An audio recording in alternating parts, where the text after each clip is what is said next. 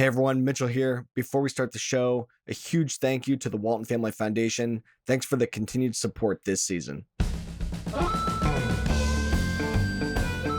We are here with the Godfather of Soil Health, the Obi-Wan Kenobi of Soil Health, as you've been called, Dave Brandt. Yes. And if you're a listener of the Fieldwork podcast and you don't know who Dave Brandt is, I mean, I'm disappointed, but you're going to find out who Dave Brandt is here today. And that's my first question, Dave. Who the heck are you? Where are we at here today? And I appreciate you letting us come out. We're doing this from within the cleaning barn here today. So we got amazing acoustics. It's going to sound great. But Dave, thanks for having us. Explain who you are and where we're at. Well, I'm Dave Brandt from Fairfield County, Ohio. Have been no-tilling and working with cover crops since 1971 and still doing it. Learning every year different things and having lots of fun.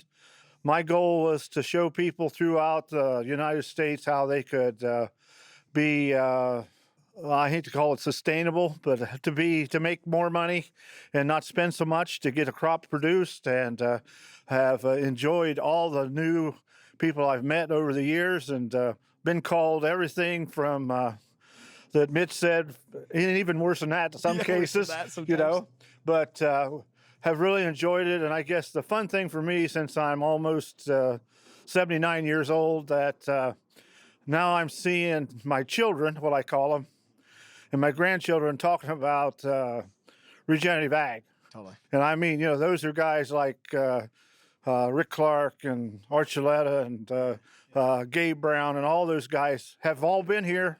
Yeah. And I just figure them, I call them my children, Yeah. So it's great. I must be like a great grandchild or something like that.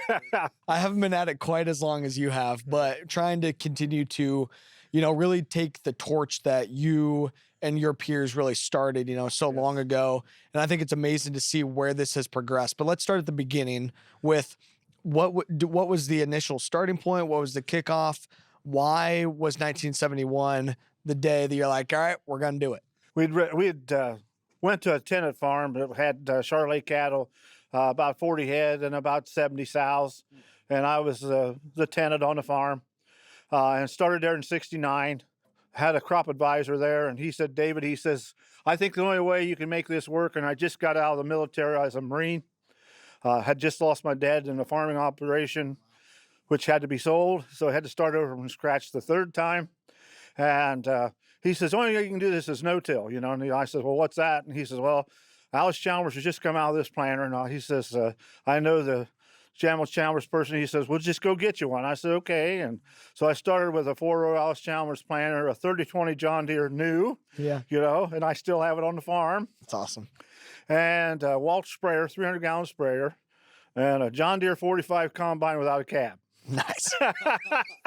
And we began and did it for did one field in 69. In 71, I said, I can't afford to plow, because we was pushing almost 200 sows at that time and 200 Charolais cattle. Wow. And we changed our calving operation because I learned we couldn't plant corn on April 1st like everybody else did. So I changed my calving to start in May the 1st and run through the 20th. So there was no way I was going to plant any corn, and then after we planted corn, we got successful because it was warm and better conditions, and that's how we began to learn. For a few years, we did really well. Yields went up, and then all of a sudden, no-till kicked me in the butt, 74, 75. And we said, what are we going to do? And he said, well, we got to try some cover crop. So winter pea was our first one. And then we worked with Terry Vetch. And of course, in the early 70s, they had the set-aside program where you could set aside your poorest acres and get paid from the government. So yeah, we was in the government program. So what we did, we set a field aside every year and we moved it. And we was able to put sweet clover in those fields and be there for 2 years.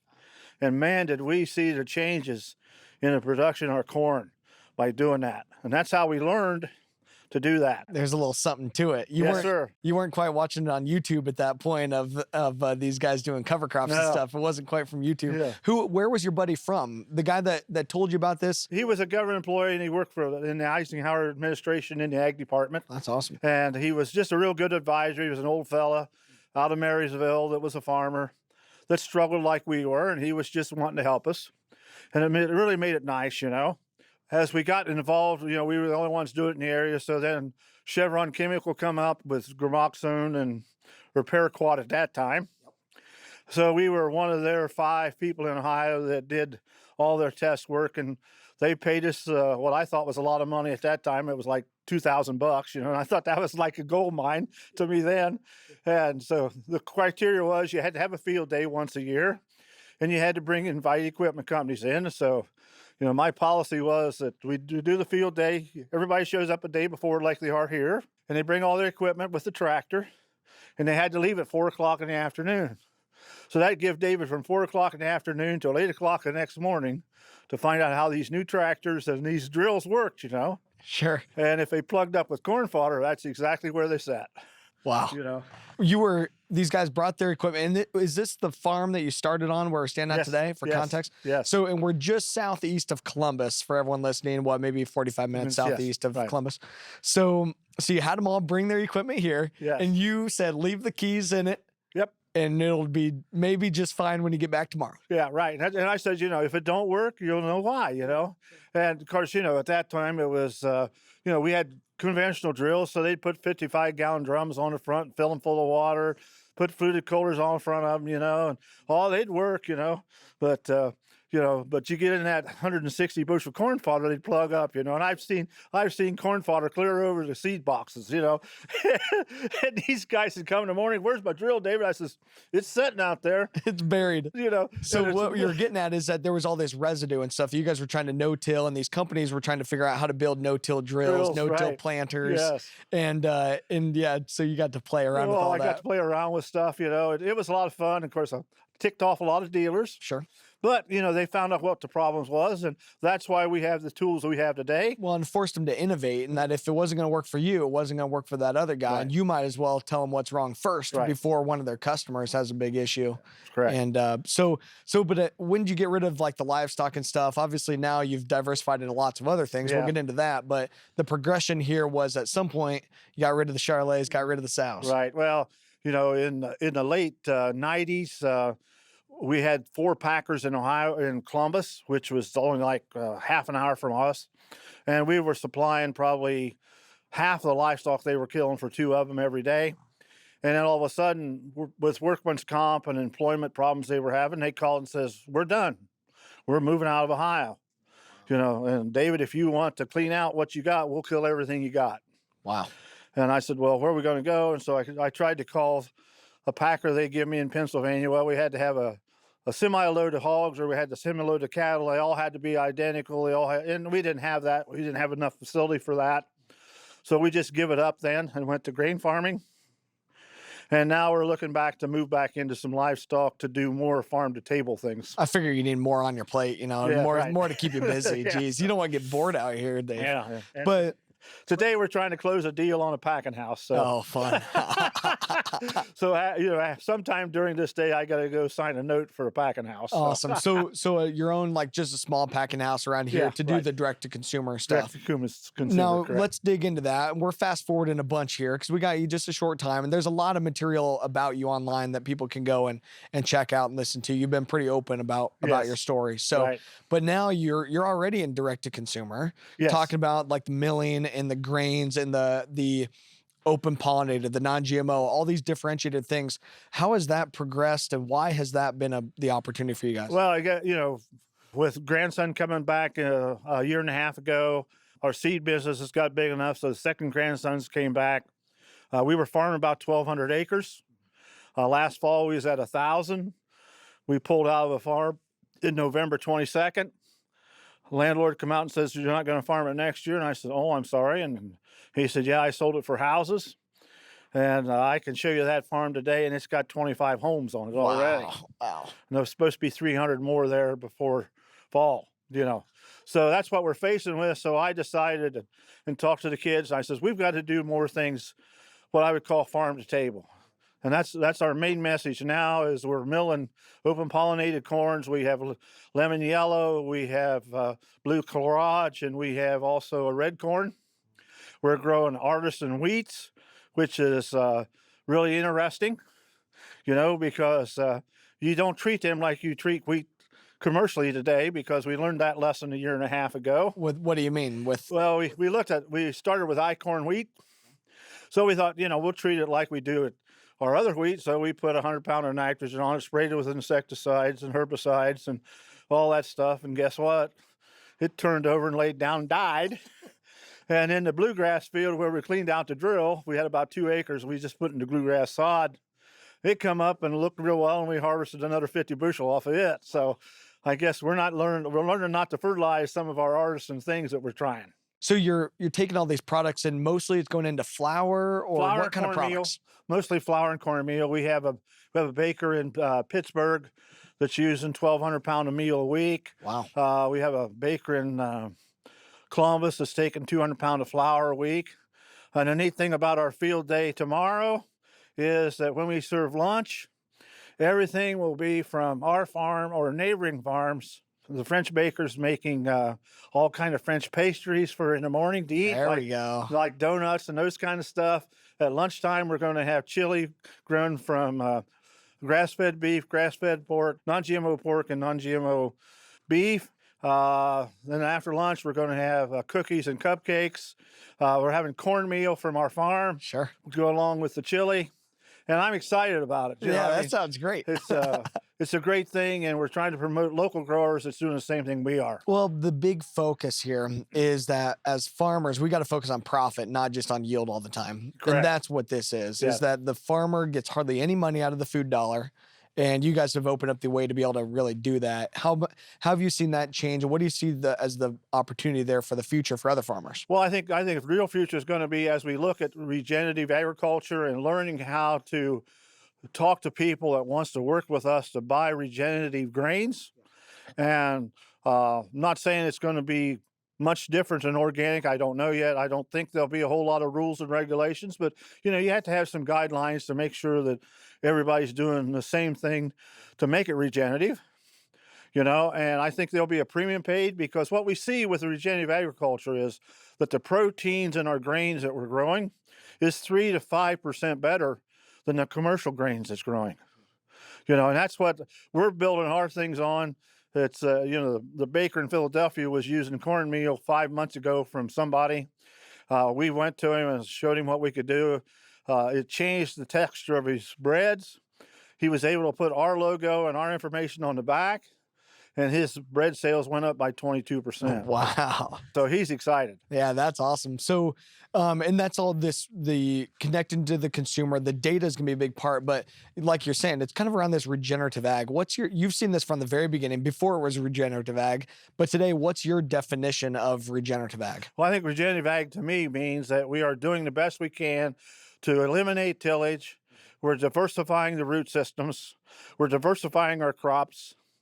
And we're learning to stay away from fungicides and insecticides as we get down the regenerative road. Now, you can't eliminate them the first year or two, but after that, I think we can pretty well take away all those kind of things because our beneficial insects come up by numerous numbers that I can't even visualize how many we have, So yeah, Dave, on your farm now, you've got all these insects and all the critters in your soil and stuff. I mean, we go walking out there, we might get eaten alive. Well, don't fall down. Don't fall down. Yeah, might not come back. What have you seen there? I know you're going to give a demo here tomorrow on your soils, but how have you seen that soil change? Because I think a lot of farmers have been told that it takes 10 years to improve their soil health. And they really don't. We're going to see cores that was pulled 9 years ago versus what we're doing today, which, I'm really excited about because when we pulled them yesterday, I could see the change. Yeah. So I was kind of jubilous. I thought, man, if I've worked all these years and not seeing any change, what am I doing this for? But Sure. yeah, I'm seeing it now. But, as we do this, is we put, maybe we put rye after corn to go to beans, and we eliminate 50% of the erosion. Just think we can eliminate probably 25% of the nutrients you're going to buy that next year. For sure. And we keep that soil where it belongs. So we're starting to build the soil. We're starting to see more dark colored soils on the surface. And if you take a shovel and dig down, you'll find that dark soil or that dark enzyme moving down through the profile, through the earthworm holes and through the roots it's decaying. And then we see insect populations come back because we're utilizing cover crops that tend to flower sometimes. They have been here and they found as many as 3,300 different beneficial insects on our farm. Wow. It's a great thing, and we're just having a good time. And to me, it's fun to find something that works, and it's a challenge because we're no longer sitting on a tractor, burning diesel fuel, wasting time doing those kind of things. And I shouldn't call it waste time. I mean, you're doing a good practice, but we take our time that we would have been doing that, walking in the field, looking at our roots, looking at what insects we can find, and building a bridge between other producers throughout the United States. I mean, you have to have this change of people to talk to because not everybody's doing what we're doing. No, and you've been obviously very much on the forefront of teaching. And what's the first thing that you teach somebody? When you go to a farm that has never done this before, what's the first thing that you have to teach them and get through their head in order for them to be successful going this route? Well, I think the first thing I have to do is we talk about fuel consumption and tillage. We talk about how easy it would be to put a green, different plant in that field, and what they can learn by it. And, when you start showing them economic numbers of how he can save 2 or 3 gallons of fuel per acre, and, that's $10 an acre now savings. We talk about increasing his yield by 4 to 5% just because he stretched his rotation. Sure. Which is nothing. I mean, all universities will tell us if we go stretching our rotations, we increase the yield of stuff. But, we're still stuck in this damn corn and bean thing, So if we can stretch it, we see where we can do lots of beneficial things. Totally. For us, I mean, as you've seen, we're really big into the data and the soil testing and stuff, and being able to decrease fertilizer, decrease our pesticides, decrease those inputs. But it's a progression, like you said. How do you tell people to be patient? Well, I think that's the biggest thing. I think, it's hard to be patient and understand it's a slow curve. But it's a fast curve if you look and see how fast the water gets into your soils versus what it used to run off. Most of the conventional soils will only infiltrate about a ½ inch an hour. You can walk on our soils today out here, and we're going to go to the field and show these nice young people here that we can't even make a mud ball today. Yeah. And it just quit raining, and it was sleeting here a little bit ago. Yeah, the water infiltration, all that stuff. So there's a big push here now from these big companies and from government and stuff they're catching on. They must be listening to you or something. And but they're wanting to push carbon or push sustainability or push these outcomes. What do you tell those groups? What do you tell those different companies? Well, I really like to see, I'm a real simple individual. I'm a simple farmer. So if I want to sell carbon credits, here's what I want to sell. I want you to come to the farm, take my 6-inch infiltration ring, drive it in the ground, dump 8 ounces of water on it. If it's gone in 30 seconds, pay me. I don't give a damn how much carbon's out there. Sounds like a good bet. And if you have infiltration, you're saving carbon. I mean, they try to make this thing so bad. We cannot qualify. I am so upset. After 50 years of cover crop, we can't sell carbon credits. The biggest thing, I mean, and as you know, my farm, we can't either. Right. And because of, they're paying people for new practice changes, Right. and we got to be able to change that. But the biggest thing in order to do that, we need to better understand what is our actual carbon footprint. I'm not worried about getting paid for it. You're probably not worried about getting paid for carbon. You're making money on other stuff. The biggest thing is there's so many of these companies that have these big goals. Right. And farms like ours, they can't work with us to meet their big goals because of some of the rules. But it's the same thing on so many companies that want to work with farmers and maybe they can't. How do we open up more connection between farms and consumers? And I think we're really getting close to doing that presently. I mean, we've got a lot of young men and older men like myself even doing regenerative farming. So pretty soon we're going to have enough acres, and we're starting with the internet network and, the communication network today. I'm still a pencil pusher on the phone or my finger. I don't email, I don't do all that stuff because, I get 3 letters instead of 1. But, the young guys today that can use the internet and do those things.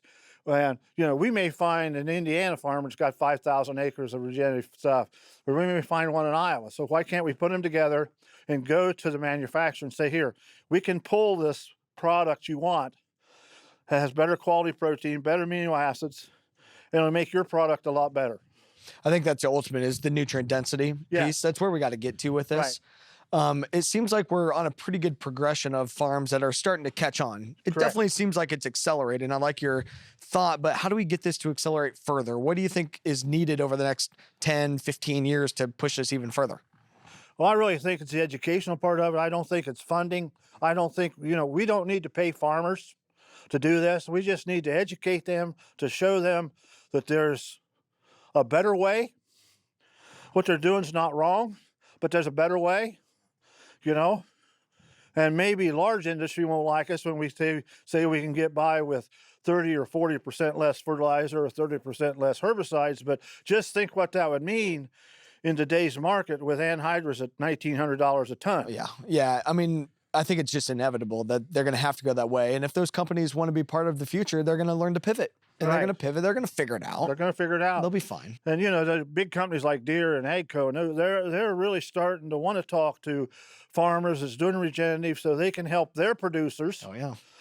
John Deere's talked to me several times, and we're trying to set up some meetings in Illinois that the dealerships are wanting their farmers to understand regenerative ag. Yeah. And I'm excited. I'm really excited.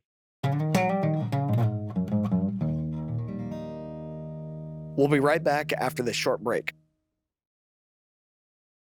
At the beginning, okay, so you guys were working into this. You were getting some cover crops and no-till super early. How were you learning about that? How were you experimenting? And what was that progression like, I suppose, were you able to accelerate quickly? Did you have some major hurdles? How did that work?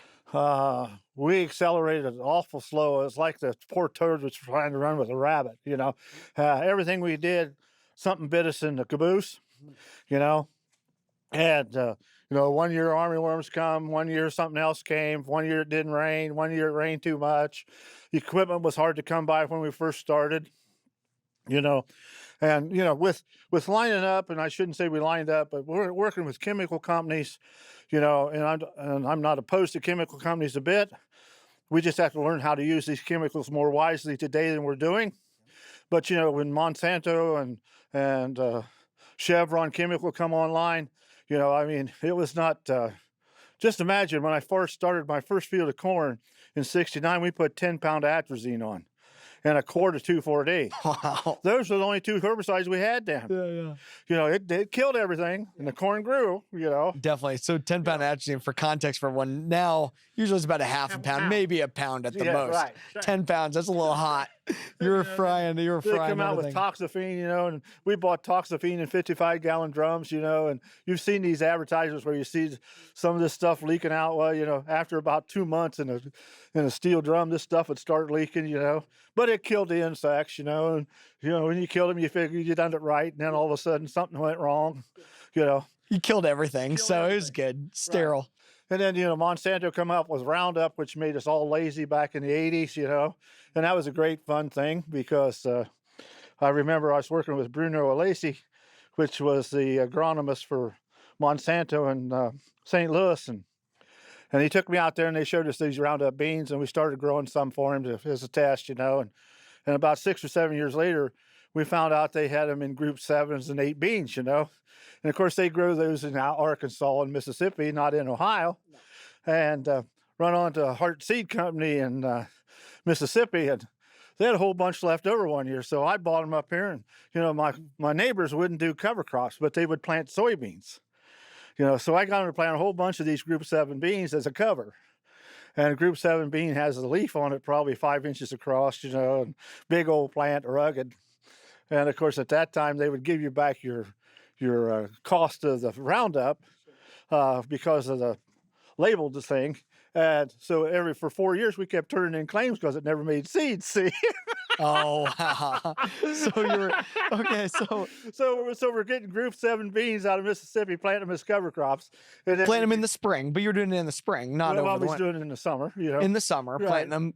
Planting them after wheat or something. Okay. Planting beans in the summer as your cover. About the 4th year, Bruno comes up to me and he says, "David," he says, "you've got these 4 claims from our representative." And he says, "They never made seed." And I said, "No." And he says, "You got any planted?" I said, "Yeah."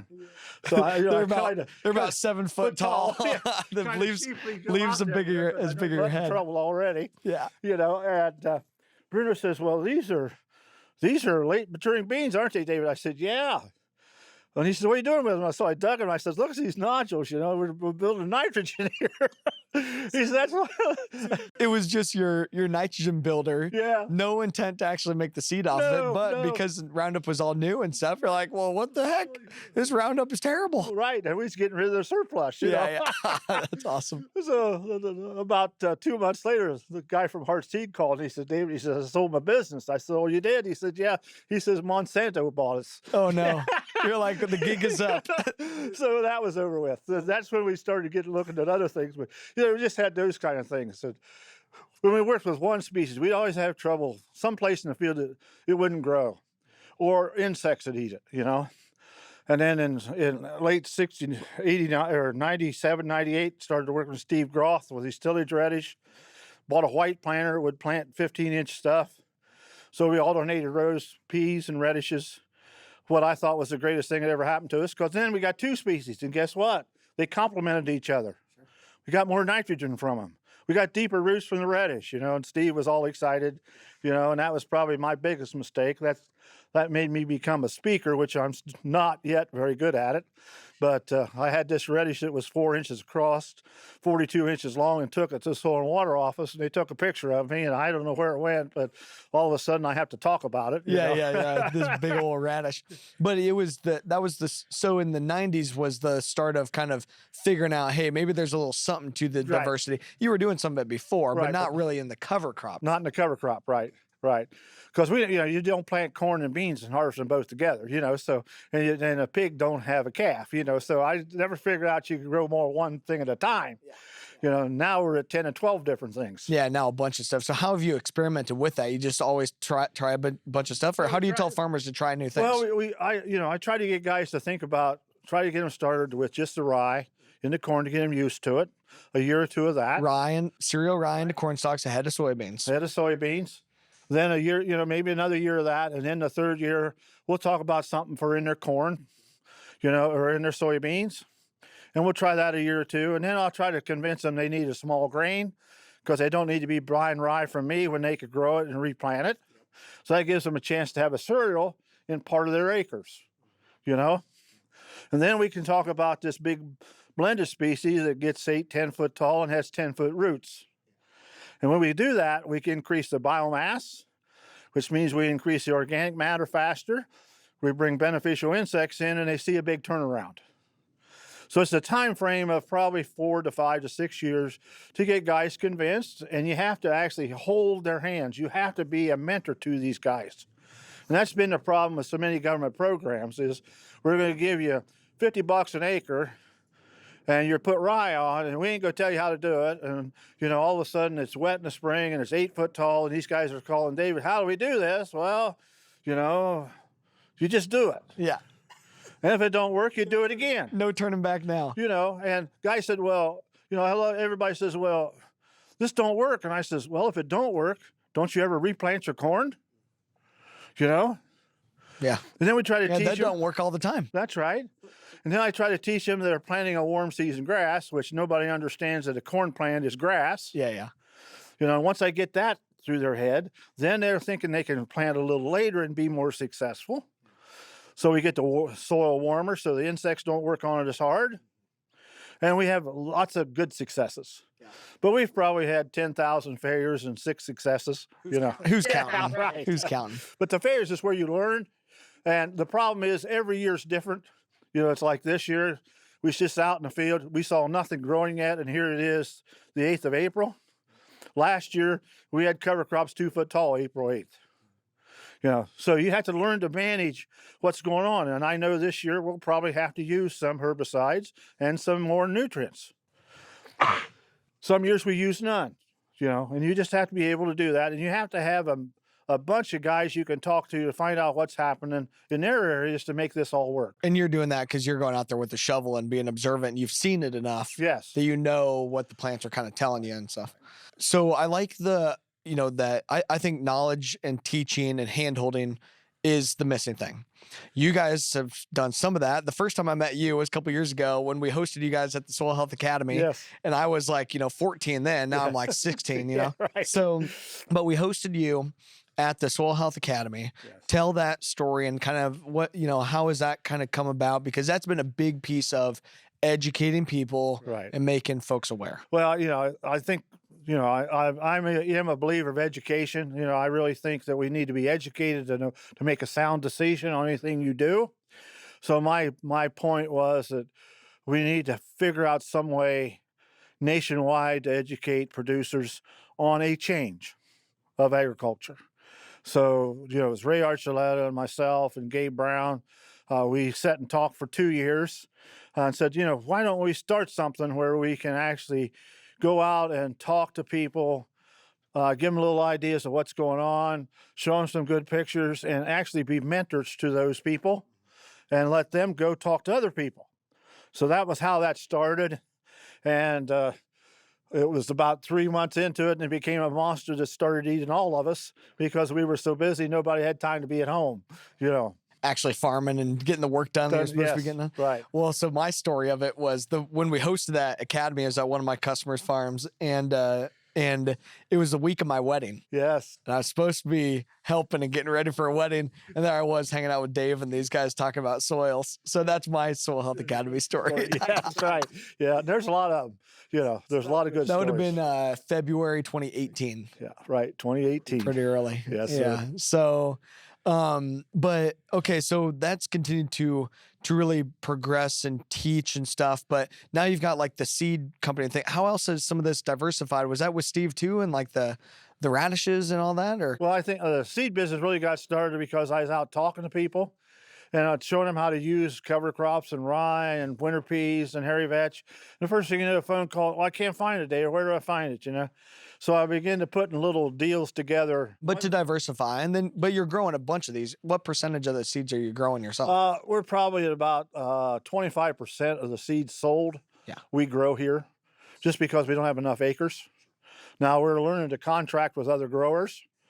So I think this year will be about 50% of the rye we sell will be contracted, grown close to us, Yeah, so where we're doing this interview is in your seed shed where you guys are bringing in seed in here, so trucking it in from your contract growers. You got the cleaning system right here Yes. to clean out the seed. You got to get it germ tested and all Correct. that, I'm sure. Right. Then you guys are bagging it yourself, and you're doing large totes and you're doing 50-pound bags, or how's all that working? We do 50-pound bags and large totes and true bulk. Yeah. All three. Yeah, so bulk, so you're selling them back out in semis too. Yes, correct. One of those things that you're selling is some of this open pollinated corn, Yeah. which I'm looking at trying me a little bit, so I got to prick your brain some more on it. But Okay. but that angle has kind of been somewhat of a new thing that we keep hearing more about. Well, it's a new niche for us. It was just an idea that grandson Chris and I and Jay come up with just to see if we could grow it and see if it was worth growing.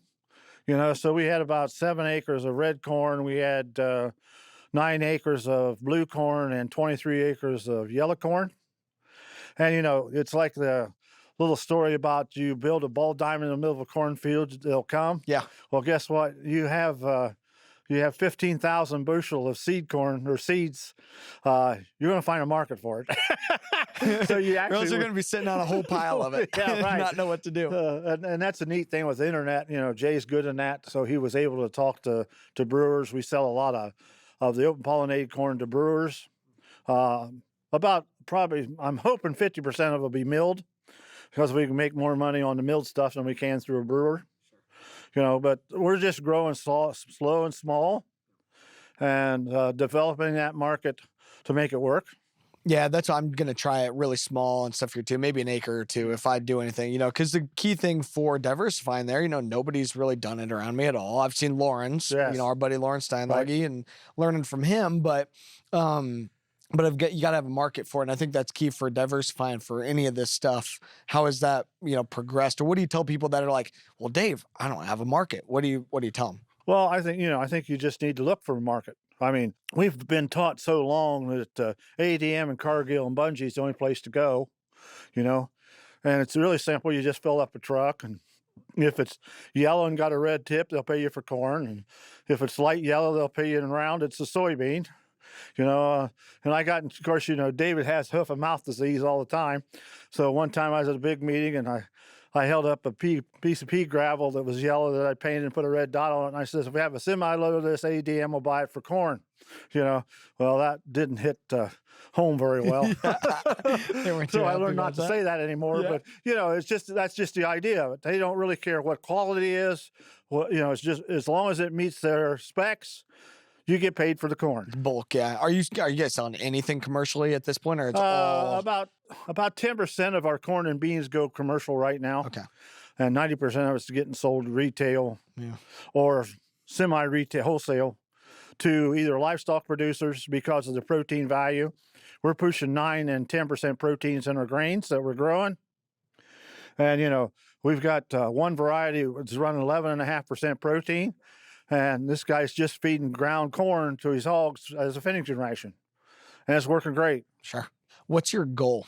As you look forward here through the stuff, I mean, you've probably got another 40, 50 years to figure it out, Right. But what's your goal? How do you think about the next steps here? Well, I really think my next step is, like we're saying, we're trying to do regenerative.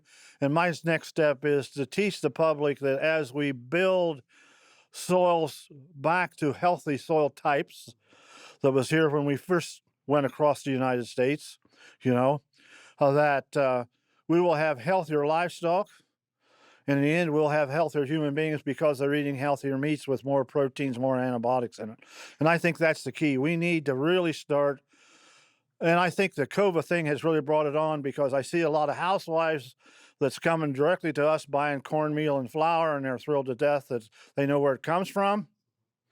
You have to put up with a lot of public, and if you don't like that, don't do it. But if you like to share your story, and that's what we like to do, and explain to them what's happening, it makes it a lot of fun. Yeah. I think you already have a pretty big legacy in this, but how do you think about legacy, your personal legacy, and what people are going to say when we go to the Dave Brandt Museum? I'm just a farmer. I'm trying to share our information with, and if I build a legacy, I'm tickled, but I'm not out here every day saying I'm the best. I'm probably the worst that there is, but I'm just trying to educate other producers. And it's surprising to me when I work with producers like Lauren and Rick, and all the guys that we know and everybody knows. They have been here, but they've taken it farther than I ever thought it could go. And that's what I'm proud about, because they've taken it, adopted it to where their location is, and made it even better.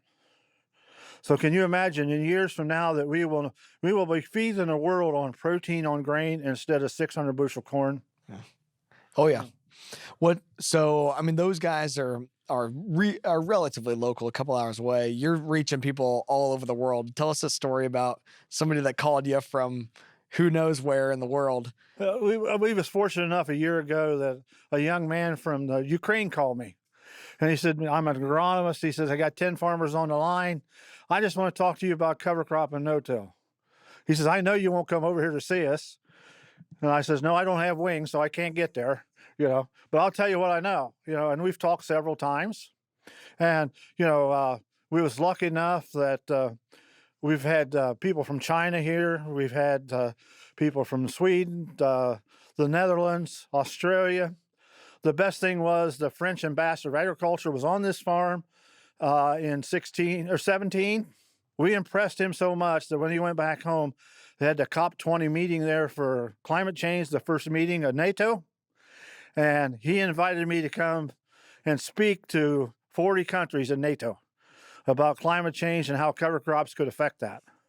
And that probably been my highlight of what I've done. I was probably scared as most I've ever been, because when I went to the palace and they opened these doors are like 40 foot tall, 4 inches thick, of solid mahogany, and it's a big old room with pillars, granite pillars everywhere, and one U.S. flag on the front row of the tables, that was a humbling experience for David. Yeah, that's pretty cool. That was cool. What else do you think? That's what I was going to kind of go to next. I mean, you've gotten awards and all kinds of stuff, but what do you think has been the most, the thing you're most proud of out of all this? Well, I guess the things I'm really most proud of is that, going to France was probably the highlight of things, but to be honored from EPA, National EPA, for non-point source pollution because we went from 10 ton of soil loss down to 100 pounds. So they could save a lot. We saved a lot of nutrients from going into the local stream. At that time, we had a livestock, so we had some nice livestock facilities to go along with it. And that was a real pleasure.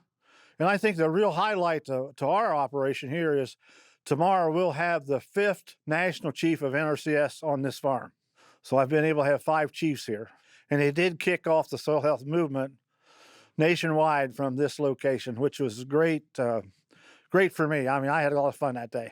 Anything else we missed?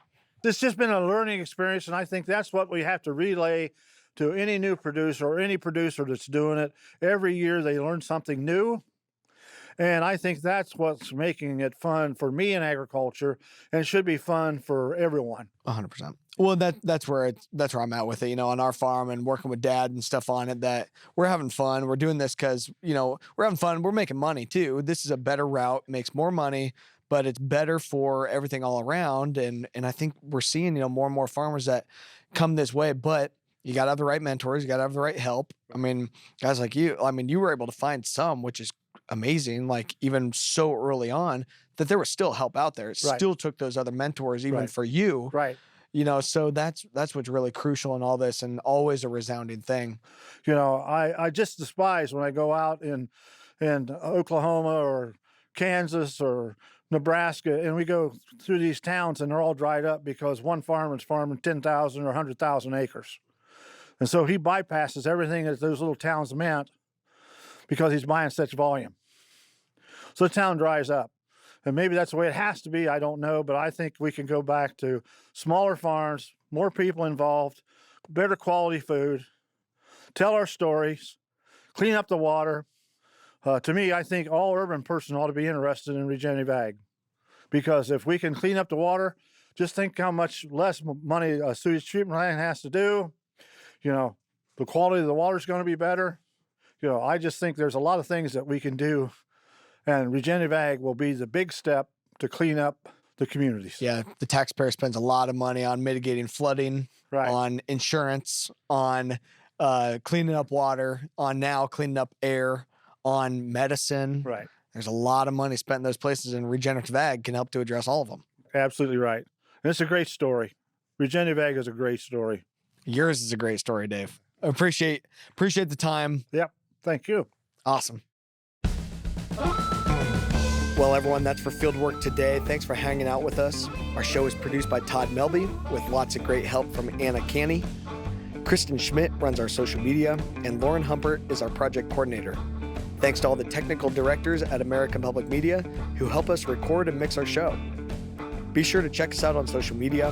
We're at Fieldwork Talk on all the usual channels, and we'd love it if you wrote us a review to help other people find us. Don't forget that we love hearing from you, so give us a call, leave us your comments, your questions at 651-228-4810, 651-228-4810. Thanks for listening, and we'll catch you next time.